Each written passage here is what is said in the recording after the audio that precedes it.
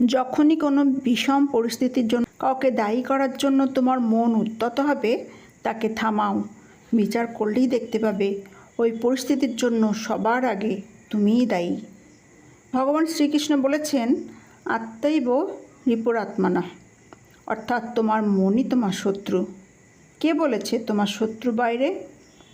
তোমার শত্রু তোমারই মনে গা ঢাকা দিয়ে বসবাস করছে। শত্রু তোমার অসংযত অহংকারী মন। বিশ্ব মনের সঙ্গে, ঈশ্বরের সঙ্গে, উৎসের সঙ্গে সম্পর্কহীন মনই শত্রুবৎ আচরণ করে। তোমার মন যে বিরাট মনের অংশ তা ভুলে কেবল ক্ষুদ্র স্বার্থের সীমায় যখন মন বদ্ধ হয়, তখনই মন শত্রু হয়। বিরাট মনের সঙ্গে যোগ নেই, তাই শক্তির উৎস তার ক্ষুদ্র অহংকার। অহংকারের সঙ্গে সঙ্গ করে তার কাছ থেকে আর কত শক্তি পাওয়া যেতে পারে? ওর ক্ষমতা সীমিত। যে কেউ তোমাকে পথভ্রষ্ট করতে এগিয়ে আসতে পারে, অশুভ শক্তির মোহজালে আবদ্ধ করতে পারে, কিন্তু তুমি সেই জালে ধরা দেবে কি না সেটা তোমার বিচার, তোমার সিদ্ধান্ত। কেউ যেন তোমাকে অচেতন অবস্থায় না ধরতে পারে। সজাগ সচেতন মন অত সহজে আপাত সূক্ষ্মকর, অন্তে দুঃখকর কোনো পরিস্থিতির কাছেই নতি স্বীকার করে না।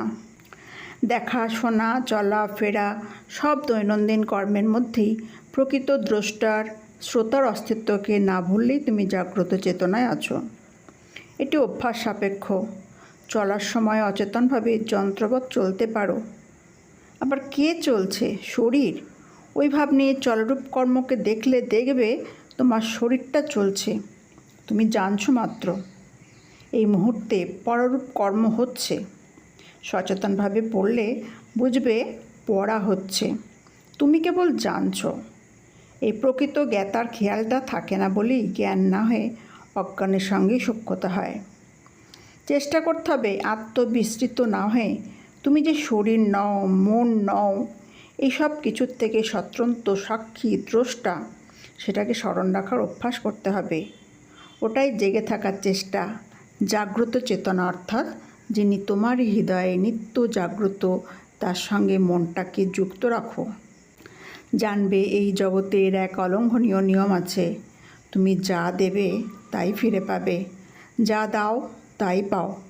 যদি অন্যকে নেতিবাচক চিন্তা বা অপ্রীতিকর বেদনা দাও, তুমি দেখবে আস্তে আস্তে তোমার ভিতরে নেতিবাচক চিন্তা বাসা বাঁধছে, দুঃখ পাচ্ছ নানান মানুষের মাধ্যমে। আবার ভালোবাসা, ইতিবাচক কথা, ঈশ্বরে ভক্তি, বিশ্বাস, আত্মবিশ্বাসকে জাগিয়ে দাও অন্যের মধ্যে, দেখবে ঈশ্বরের প্রতি তোমার অনুরাগ বেড়েই চলেছে, আত্মবিশ্বাস উত্তরোত্তর বৃদ্ধি পাচ্ছে। কোনো অবস্থার মধ্যেই মনের সঙ্গে তাই প্রতারণা নয়, সখ্যতা করতে হবে, তবেই দ্বার খুলবে শান্তিধামের। অংশটি শুনলাম মন চলো নিজ নিকেতনে নামক গ্রন্থের অংশ থেকে। সকলকে শ্রদ্ধা ভালোবাসা জানিয়ে আজকে ভিডিও এখানে শেষ করলাম। সকলে সুস্থ থাকুন, ভালো থাকুন এই প্রার্থনা করি।